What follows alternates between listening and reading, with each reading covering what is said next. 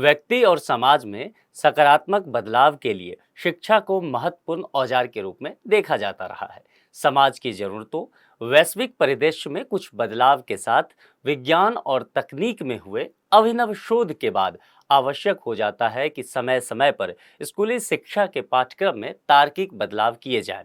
यहाँ यह ध्यान रखना जरूरी हो जाता है कि परिवर्तन भेदभावपूर्ण ना हो, क्योंकि इसका सामाजिक सौहार्द पर गलत असर पड़ सकता है। नमस्कार, मेरा नाम है मनीष भारती और आप देख रहे हैं संस्कृति आईएएस यूट्यूब चैनल। दोस्तों, आज हम हाल ही में एनसीईआरटी द्वारा स्कूली पाठ्यक्रम में किए गए बदलावों पर बात करेंगे। इन बदलावों के पीछे सरकार और एनसीईआरटी का क्या तर्क है उसे समझेंगे और इस मुद्दे से जुड़े हुए जो तमाम पहलू हैं इस पर भी गौर करेंगे। तो सबसे पहले, जैसा कि आप देख रहे हैं कि एनसीईआरटी पुस्तकों में बदलाव क्या किया गया है, सिलेबस में क्या ऐसी बातें हैं जिसे हटाया गया है, उन सब चीज़ों को देखते हैं। लेकिन उससे पहले पहले आपके लिए एक प्रीलिम्स का प्रश्न है जिसे आप सॉल्व कीजिए। यह प्रश्न जो है, इसका जवाब आपको इसी वीडियो में मिलने वाला है, इसलिए पूरे वीडियो को बिना स्किप किए हुए आपको ध्यान से देखना होगा और फिर जो भी विकल्प सही लगे उसका जवाब आप कमेंट बॉक्स में लिखिए। देखिए, प्रश्न है राष्ट्रीय शैक्षिक अनुसंधान और प्रशिक्षण परिषद यानी कि एनसीईआरटी। ठीक है, तो हमारा टॉपिक भी एनसीईआरटी है और वही आज का प्रश्न भी है। तो एनसीईआरटी के बारे में निम्नलिखित कथनों पर विचार करना है। 3 कथन दिए गए हैं। पहला कथन है, यह एक संवैधानिक संगठन है जिसके बारे में संविधान के अनुच्छेद 348 ए में प्रावधान किया गया है। इसका कार्य राज्य सरकारों और अन्य शैक्षणिक संगठनों को स्कूली शिक्षा संबंधित सलाह आदि देना है। हाल ही में इसका मुख्यालय नई दिल्ली से भोपाल कर दिया गया है, यानी कि स्थानांतरित कर दिया गया है। ये 3 कथन में देखना है आपको कि कौन सा सत्य है, कौन सा गलत है, उसके आधार पर विकल्प का चयन करना है। आपको पूरा वीडियो देखिए, इसका जवाब आपको इसी में मिल जाएगा। अब हम बढ़ते हैं सुर्खियों की ओर कि यह खबर चर्चा में क्यों बना हुआ है। देखिए, जैसा कि मैंने पहले ही कहा कि एनसीईआरटी ने शैक्षणिक सत्र 2023-24 के लिए सिलेबस में कुछ बदलाव किया है। क्यों बदलाव किया है, इस पर हम चलेंगे। अगर आप न्यूज़पेपर के कटिंग को देखें तो इंडियन एक्सप्रेस ने इसे कहा है कि जैसे कि कुछ टॉपिक बताए हैं कि मुगल काल की बात की गई है और दिल्ली सल्तनत की बात की गई है, इमरजेंसी के जो इम्पैक्ट है वहाँ, और 2002 में जो गुजरात दंगा हुआ था, इन सब में से कुछ चीज़ों को सिलेबस में हटा दिया गया है, या तो फिर उसकी संख्या जो है या उसकी बारंबारता जो है उसे कम कर दिया गया है, या उसके कंटेंट में कमी की गई है। एनसीईआरटी के स्कूली शिक्षा के पाठ्यक्रमों में की बात कर रहा हूँ। ठीक है, अब चलिए आगे बढ़ते हैं। तो इससे जुड़े हुए कुछ महत्वपूर्ण बिंदु अब समझ लीजिए। देखिए, इन बदलावों की जानकारी जो है एनसीईआरटी 2022 में ही दे देती है, लेकिन उस वक्त क्या हुआ था, कोविड के कारण यह सब संभव नहीं हो पाया था कि पाठ्यक्रम में जरूरी बदलाव किया जा सके या फिर पुस्तक जो है प्रिंट होकर के आ पाए। तो उस वक्त का जो बदलाव की घोषणा थी वह 2023-24 का जो शैक्षणिक सत्र है उसमें लागू किया गया है, यानी कि इस बार की जो परीक्षा ली जा रही है वह इसी आधार पर होगा, यह जो नया सिलेबस है उसके आधार पर। अब सबसे पहले यह जानना जरूरी होगा, क्योंकि इस पर मुद्दा क्या बना है, विवाद क्या है, यह सब जानने से पहले तो जरूरी यह जानना हो जाएगा कि आखिर बदलाव हुआ है तो क्या बदलाव हुआ है और उन बदलावों से समाज के कुछ वर्गों को आपत्ति क्यों है और क्या वह बदलाव शिक्षा व्यवस्था के लिए, खास करके छात्रों के लिए कितना जरूरी है। देखिए, पहला अगर हम देख लेते हैं, क्योंकि एनसीईआरटी, आप भी चूंकि यूपीएससी की प्रिपरेशन करते हैं और कहते हैं कि यूपीएससी के प्रिपरेशन का यदि कुछ आधार है, बेस है, तो वह एनसीईआरटी है। आपने डायलॉग तो सुना ही होगा कि यदि आधार मजबूत होता है तो इमारत बुलंद होगी। तो एनसीईआरटी काफी महत्वपूर्ण हो जाता है यूपीएससी के हिसाब से, और उसमें भी क्लास 6 से एनसीईआरटी की जो शुरुआत होती है और 12 तक का ये पूरा सीरीज। तो पहले हम कक्षा 6 की ही बात कर लेते हैं, और जब एनसीईआरटी कक्षा 6 की बात करते हैं तो इतिहास के सेगमेंट पे चलिए, वहां पर जो पाठ्य पुस्तक है हमारा अतीत फर्स्ट जो है उस पर देखेंगे।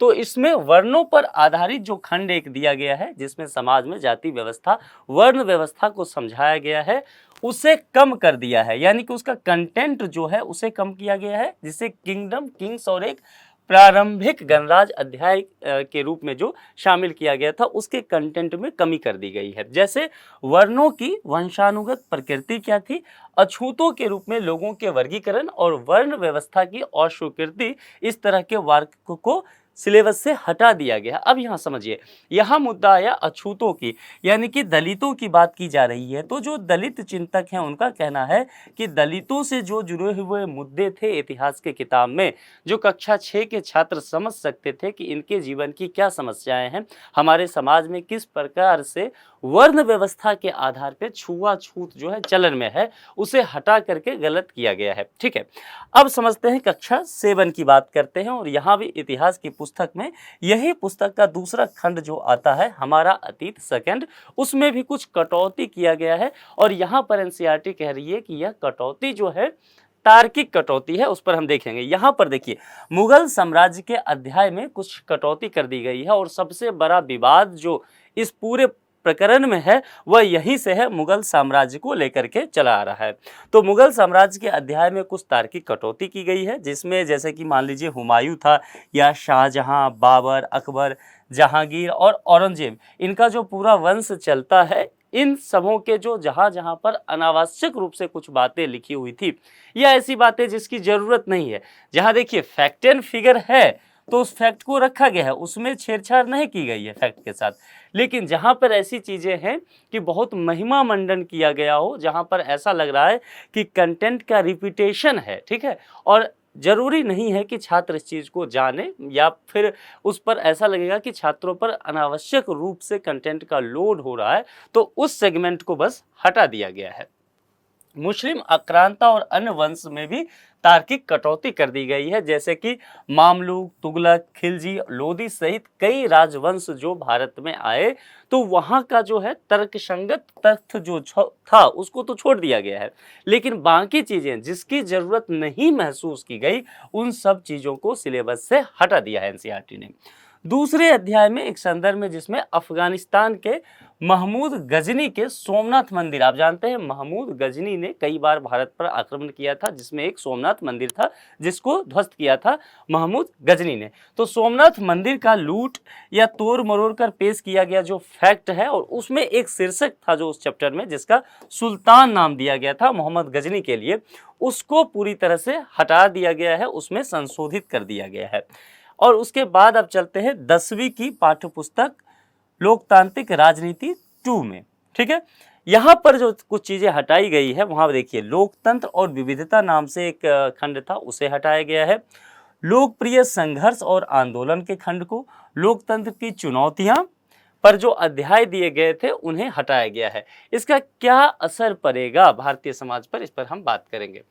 कक्षा 11वीं की पाठ्य पुस्तक से भी इसी तरह से कुछ चीजें हटाई गई है। थीम्स इन वर्ल्ड हिस्ट्री से सेंट्रल इस्लामिक लैंड, सांस्कृतिकों का टकराव और औद्योगिक क्रांति जैसे अध्याय हटा दिए गए हैं। कक्षा 12 का देखें इतिहास का पाठ्य पुस्तक, तो यहाँ भी जो मुगल दरबार का इतिहास था उसे हटाया गया है। देखिए यहाँ एक हिंट मैं आपको दे देता हूँ, हटाने का कारण समझ लीजिए। जैसा कि मैंने बताया था कि रिपीटेशन की बात की गई है, यहाँ भी कक्षा 7 में देखेंगे तो यहाँ भी मुगल साम्राज्य पर एक अध्याय दिया गया है जिसमें पूरा वंश उसे समझाया गया है, उसका जो भी हुमायूं था या बाबर से लेकर के बाबर, हुमायूं, अकबर, इन सब पर जो एक पूरा सेगमेंट था यहाँ भी है। और यहाँ अगर आगे बढ़ेंगे आप तो कक्षा 12वीं में यही चीज़ें मुगल दरबार का इतिहास फिर यहाँ से बताया गया है। तो यहाँ जो हटाया जा सकता था ताकि रिपीटेशन ना हो उसे हटाया गया है। किंग्स एंड क्रॉनिकल्स चैप्टर में द मुगल कोर्ट्स, भारतीय इतिहास में जो विषय जो है उसका भाग 2 वहां से हटाया गया है।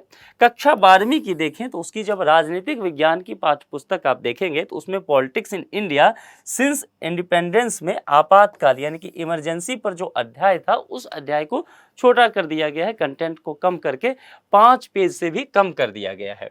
देखिए लोकप्रिय आंदोलनों का जो उदय एक टॉपिक था, इस पूरे अध्याय को ही यहाँ से हटाया गया है। इस अध्याय में कांग्रेस, सोशलिस्ट और कम्युनिस्ट पार्टी के बारे में पढ़ाया जाता था। अब चूंकि यहाँ पर इन पार्टी के बारे में पढ़ाया जाता था इस चैप्टर में, ये सिर्फ यहाँ ये मत समझिए कि इस पार्टी के बारे में पढ़ाया जाता था, जो विचारधारा है उस विचारधारा के बारे में समझाया जाता था। तो चूंकि इसे हटा दिया गया कि यहाँ पर इस विचारधारा से संबंधित जो लोग हैं या जो पार्टी हैं उन्हें आपत्ति होना लाजमी हो जाता है। इसके अलावा अन्य पाठ पुस्तकों में भी बदलाव किया गया है। यहाँ एक चीज समझने की बात है कि यहाँ इतिहास के साथ ही ऐसा नहीं है कि बदलाव किया गया है इतिहास के पाठ पुस्तक में या राजनीतिक विज्ञान में, साइंस के भी जो सब्जेक्ट है वहाँ पर भी जो रिपीटेशन जहाँ हो रहा है उसे हटा दिया गया है, या जहाँ लगा है कि अनावश्यक रूप से छात्रों को कंटेंट दिया गया है और छात्रों पर इसका दबाव बढ़ रहा है उसे हटा दिया गया है। पर्यावरण के भी कई सेगमेंट वहाँ पर हटाया गया है। तो अगर सिविक्स में देखें तो यहाँ पर US hegemony in world politics और द कोल्ड वॉर एरा को हटा दिया गया है। हिंदी के पाठ पुस्तक में भी हटाया गया है, जहाँ पर साहित्य प्रेमियों के बीच में इससे नाराजगी भी है। सूर्यकांत त्रिपाठी निराला को आप जानते हैं, गाने दो मुझे और विष्णु खरे की कविता सत्य को, दोनों ही को हटा दिया गया है सिलेबस से। अब ये तो हुआ कि बदलाव क्या क्या किया गया है, एक नज़र आप देख लेंगे। अब उसके बाद इन बदलाव का विरोध क्यों हो रहा है इस चीज को समझिए। जैसा कि मैंने कहा कि मुगल काल जो था, मुगल काल से कई सेगमेंट हटाया गया है या उसे कम कर दिया गया है। तो एक धर्म विशेष लोगों का या उस धर्म विशेष लोगों से के जो जुड़े हुए विचारक हैं उनका मानना है कि किसी खास धर्म को टारगेट करके जो सरकार है वो चोट कर रही है, एनसीईआरटी सरकार के दबाव में काम कर रही है, ऐसा किसी खास वर्ग का मानना है। तो ऐसा कहा जा रहा है कि अगर इस तरह की चीजें होती है तो सांप्रदायिकता बढ़ सकती है। कुछ लोग टर्की का भी उदाहरण देते हैं कि वहां भी इस तरह की चीजें आई, और यदि इन सब चीजें होता है तो समाज के कई वर्गों में टकराव देखने को मिल सकता है और इससे सामाजिक ताना बाना, सामाजिक सौहार्द जो है उस पर प्रतिकूल प्रभाव पड़ेगा और सामाजिक सौहार्द बिगड़ जाएगा। अपनी मान्यताओं को थोपने का प्रयास करने का आरोप लगता है सरकार पे, यानी कि जो वैचारिक अलग वैचारिक पक्ष हैं उनका कहना है कि सरकार की जो मानसिकता है, जो विचारधारा है, वह सिलेबस के माध्यम से समाज पर थोपने की कोशिश की जा रही है। इतिहास के महत्वपूर्ण खंड को हटाने की जो बात है वहाँ पर जो ये सिरे से नकार रहे हैं, इतिहास के खंड के साथ सरकार को छेड़छाड़ नहीं करना चाहिए था।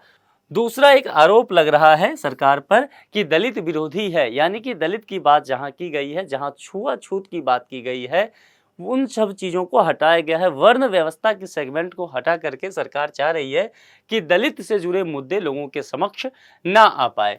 लेकिन इस पर सरकार का इस बदलाव पर क्या तर्क दिया गया है समझ लीजिए। यह दोनों चीजें ही समझिए। सरकार ने तो कहा ही है, साथ में एनसीईआरटी, क्योंकि एनसीईआरटी इन सब चीजों को देख रही है तो सरकार के तरफ से एनसीईआरटी जो जवाब देगी वही सरकार का जो आधिकारिक जवाब माना जाएगा। तो एनसीईआरटी के निदेशक हैं दिनेश प्रसाद सकलानी। इन्होंने एक इंटरव्यू दिया है, इनफैक्ट कई मीडिया चैनल में अभी इंटरव्यू दे रहे हैं, और इन्होंने पहले ही, अगर आप पिछले साल इनका कुछ स्टेटमेंट आपको याद होगा तो एनसीईआरटी ने पिछले साल ही यह सुझाव दिया था और सुझाव मांगा भी था विभिन्न शिक्षाविदों से कि किस किस सेगमेंट को हटाया जाए। मीडिया के जरिए लोगों तक अपनी बात पहुंचाई थी एनसीईआरटी ने कि वह सिलेबस को क्यों कम करना चाहती है और सिलेबस के सेगमेंट कौन कौन से कम किए जाएंगे, इस पर सुझाव भी मांगा गया था। तो दिनेश प्रसाद सकलानी जो हैं यह यहाँ पर कुछ बातें कह रहे हैं, तर्क दे रहे हैं, उसे समझ लेते हैं। इनका कहना है कि देखिए, कोविड-19 के दौरान क्या हुआ कि छात्रों की सबसे अधिक नुकसान हुआ। स्कूल बंद हो गए, कोचिंग बंद हो गए, सभी इंस्टीट्यूशन नहीं चल रहे थे, एग्जाम्स नहीं हुए, और लेकिन सिलेबस तो उतना ही था, एग्जाम तो उतना पूरा सिलेबस को होता, तो छात्रों को पूरा पढ़ने का दबाव था। और क्या था कि सिलेबस का रिपीटेशन बहुत था, इसलिए छात्रों का लोड कम हो, उनकी जो सकारात्मक अप्रोच इनका कहना है कि सरकार ने लिया और इस वजह से हमने लोड कम कर दिया है। तो पाठ्य पुस्तक का जो भार था इन्हीं सब चीज़ों को देखते हुए कम कर दिया गया है। ठीक है। दूसरा इनका कहना है कि देखिए, यह जो कम किया गया है यह पूरा जो है विशेषज्ञ के द्वारा किया जाता है, यानी कि जो उस विषय से संबंधित विशेषज्ञ होते हैं उनका जो सुझाव होता है एनसीईआरटी वही मानती है। एनसीईआरटी अपने तरफ से कुछ नहीं करती है। और इनका यह भी कहना है कि यह बदलाव जो होता है वह समय के साथ होता है। समाज की स्थिति को देखते हुए अब हम 14वीं सदी में नहीं रह सकते, 21वीं सदी में हैं। तो 21वीं सदी में क्या समस्याएं हैं यह जानना जरूरी है। जैसे कि उदाहरण से समझते हैं कि विज्ञान के भी कई खंडों को हटाया गया है। अब हमारे सामने मान लीजिए चैट जीपीटी की बात होती है, अभी जो है एआई की बात हम करते हैं, आर्टिफिशियल इंटेलिजेंस की। तो इन सब नई चीज़ों को ज़रूरी है कि अब सिलेबस में शामिल कर दिया जाए, कोडिंग सिखाया जाए बच्चों को। लेकिन यदि अगर आप वही परंपरागत चीज़ें सिखाते रहेंगे तो फिर उसका लाभ नहीं मिलेगा बच्चों को। तो यह तार्किक कुछ बातें इन्होंने कहा है और कहा है कि इसी आधार पर हम ये तय कर रहे हैं कि छात्रों को अधिक सीखने का मौका मिले, इस वजह से जो सिलेबस में है वह कटौती की गई है। और इनका कहना है कि ये बदलाव जो है ये कोई आश्चर्यजनक बात नहीं है कि अचानक से कर दिया गया है, पिछले साल सूचना भी दिया गया था और यह एक सामान्य प्रक्रिया है। इसीलिए यह सामान्य प्रक्रिया और लगातार होते रहता है। ऐसा नहीं कि देश में पहली बार स्कूली शिक्षा के सिलेबस में बदलाव किया गया है, कई बार ऐसा हो चुका है और आगे भी यदि जरूरत होता है तो इनका कहना है ऐसा किया जाएगा। साथ ही इन्होंने जो एक और बात कही कि नई शिक्षा नीति जो है वह सरकार लेकर के आई है और नई शिक्षा नीति में भी सिलेबस में व्यापक रूप से बदलाव करने की बातें की गई है। खास करके नई शिक्षा नीति क्या कहता है, यानी कि शिक्षा का जो है भारतीयकरण किया जाए। ठीक है, इनका कहना है कि शिक्षा का भारतीयकरण किया जाए, क्योंकि शिक्षा जो है बहुत हवाई है। रविन्द्रनाथ टैगोर कहा करते थे, पानी बीच मीन प्यासी, मोहे सुने सुने आवे हंसी। यानी कि एक मछली है जो पानी के बीच रहती है और फिर भी कहती है कि मैं प्यासी हूँ। ये कितना हास्यास्पद बात है। तो भारतीय शिक्षा व्यवस्था को लेकर के नई शिक्षा नीति का यही कहना है कि छात्र जो है सब कुछ पढ़ रहे हैं, गोल्ड मेडलिस्ट हो जा रहे हैं, टॉपर हो रहे हैं, फिर भी उनके पास स्किल नहीं है, हुनर नहीं है, जिस वजह से मार्केट में उनकी वैल्यू नहीं है और बेरोजगारी बढ़ती जा रही है। तो इन सब चीज़ों की वजह से कि जो भारतीय समाज की जरूरत है, जो हमारे सामने चुनौतियां हैं, उसको देख करके पाठ्य पुस्तक जो है पाठ्यक्रम तैयार किया जाए। तो ऐसा कुछ जवाब देने का एनसीईआरटी की तरफ से कोशिश किया गया है। और इनका कहना है कि हम राजनीतिक लोग नहीं हैं कि किसी समुदाय या किसी विशेष धर्म को ध्यान में रख करके इन सब चीज़ों का बदलाव करें। साथ ही इन्होंने ये कहा है कि अभी तो ये कोविड को देखते हुए इस शैक्षणिक सत्र के लिए बदलाव किया गया है, लेकिन संभव है कि नई शिक्षा नीति जो भी बदलाव की बात करती है तो आगामी आने वाले वर्षों में भी सिलेबस में बदलाव किया जा सकता है। चलिए, यह तो हो गया सरकार का और एनसीईआरटी का तर्क इस मुद्दे पर। अब जान लेते हैं एनसीईआरटी के बारे में। यहां से यूपीएससी प्रश्न उठा सकती है, इस बात की पूरी संभावना है। और प्रीलिम्स एग्जामिनेशन में ऐसा टॉपिक जो होता है यूपीएससी का फेवरेट होता है, जिस पर विवाद हो और वह विवाद किसी संगठन से जुड़ जाए, किसी संवैधानिक व्यवस्था से जुड़ जाए, तो यूपीएससी बिल्कुल नहीं चूकती है वहां प्रश्न पूछने से। और इस बार एनसीईआरटी घेरे में है, तो चलिए एनसीईआरटी के बारे में पूरी तरह से जान लीजिए। फुल फॉर्म एनसीईआरटी का है national council of education research and training, राष्ट्रीय शैक्षणिक अनुसंधान और प्रशिक्षण परिषद की बात की जा रही है। यहाँ इस बात को निश्चित तौर पर समझ लीजिए कि यह एक स्वायत्त संगठन है, ऑटोनॉमी बॉडी है। यह संगठन भारत के अग्रणी विद्वानों और प्रोफेसरों से मिलकर के बना होता है। यही लोग सुझाव देते हैं कि क्या बदलाव किया जाएगा। और यह कब भारत सरकार के द्वारा तैयार किया गया था एनसीईआरटी को निर्माण, तो 1961 में। और मुख्यालय कहाँ पर पड़ता है? नई दिल्ली में। इसका उद्देश्य क्या है? देखिए, स्कूली शिक्षा को बेहतर बनाने के लिए, गुणवत्तापूर्ण शिक्षा देने के लिए, उसमें सुधार करने के लिए यह काम करती है। पूरे भारत में छात्रों के लिए एक समान शिक्षा प्रणाली लगा सके, जैसे कि नई शिक्षा नीति में बात भी की गई है। इसका भी काम एनसीईआरटी ध्यान रखती है पूरे देश में कि जो सांस्कृतिक विविधता है वह कैसे पाठ्यक्रम में झलके। यानी कि जो मान लीजिए ऐसा ना हो कि द्रविड़ राज्य जो हैं या हमारे देश के जो पूर्वोत्तर के राज्य हैं उनकी बातें शामिल ना हो। ऐसा ना हो कि लद्दाख के लोगों की जो सांस्कृतिक महत्व है, विरासत है, वह छूट जाए। तो सभी चीज़ों को समाहित किया जाए ताकि क्षेत्र का जो रोष है वह सामने ना आए और जो भारत के तमाम कोने कोने के छात्र हैं या लोग हैं वह विभिन्न विविधताओं को समझ पाए, उनका सम्मान कर पाए। शिक्षा प्रणाली में समानता और एकता को बढ़ावा देने के लिए भी यह किया जा रहा है। मुख्य कार्य इसका क्या है? देखिए, शिक्षा एवं समाज कल्याण मंत्रालय को यह सुझाव देती है और वह सुझाव भी विशेष रूप से स्कूली शिक्षा के संबंध में दिया जाता है कि किस तरह से इसे बेहतर करना है। यानी कि पॉलिसी मेकिंग से जुड़े मुद्दे जो होते हैं उस पर भी यह काम करती है। यहाँ जो देखना है एक चीज कि शिक्षा के क्षेत्र में जो रिसर्च का काम होता है उसमें भी यह सहयोग देती है, उसका प्रोत्साहन करती है। कई बार एनसीईआरटी फंडिंग करती है, बहुत तरह के कंपटीशन बच्चों के बीच चलाती है ताकि वहां से एक तरह से उनका टैलेंट ग्रूम हो सके। उच्च शिक्षा में प्रशिक्षण को सहयोग देना भी इनका काम है। स्कूलों में शिक्षा पद्धति में लाए गए बदलाव और विकास को लागू कराने की जिम्मेदारी भी एनसीईआरटी के कंधों पर ही है। राज्य सरकार यदि कुछ सुझाव मांगेगी तो एनसीईआरटी बिल्कुल पीछे नहीं हटती है और राज्य सरकार को भी सुझाव देती है कि किस तरह से राज्य में शिक्षा की गुणवत्ता को बढ़ाया जाए। राज्य यदि सलाह देती है कि आप हमारे राज्य का अपने सिलेबस में कुछ डालिए, तो इनका जो बोर्ड होता है वह तय करता है, जांच करता है उस मुद्दों को, और लगता है कि यह प्रासंगिक है तो फिर सिलेबस में उस राज्य से संबंधित किसी विशेष बात को जगह भी दिया जाता है। अन्य शैक्षणिक संगठन यदि स्कूली शिक्षा में सुधार के लिए इनसे सलाह मांगती है तो एनसीईआरटी यह सलाह भी देने का काम करती है। तो यह तो पूरा टॉपिक हो गया, लेकिन अब हम जैसा कि करते हैं कि चलते हैं उस प्रश्न की ओर जो हमने प्रीलिम्स के लिए आपके लिए लेकर के आया था। अब उस प्रश्न को हम सॉल्व करेंगे, ठीक है। जैसा कि आप जानते हैं कि मैं इसका जवाब देता नहीं, मेरी ये फितरत है नहीं, तो जवाब तो आप ही को कमेंट बॉक्स में देना होगा। लेकिन हाँ, हमने पूरा जैसा कि वादा किया था कि इसमें जो भी टॉपिक होंगे उस पे हम चर्चा कर लेंगे। अब देखिए, अब एनसीईआरटी के बारे में कुछ कथन दिए गए हैं, अब इसे आप पढ़ के देखिए। यह एक संवैधानिक संगठन है जिसके बारे में संविधान के अनुच्छेद 348 ए में प्रावधान किया गया है। फिलहाल आपके पास समय है तो आप एक काम कर सकते हैं, अनुच्छेद 348 ए को पढ़ सकते हैं। इसका कार्य राज्य सरकारों और अन्य शैक्षणिक संगठनों को स्कूली शिक्षा संबंधित सलाह देना है। हाल ही में इसका मुख्यालय नई दिल्ली से भोपाल स्थानांतरित कर दिया गया। हमने क्या क्या चर्चा किया है आपने देख लिया है। इन कथन के आधार पे जो सत्य है, 4 विकल्प दिए गए हैं।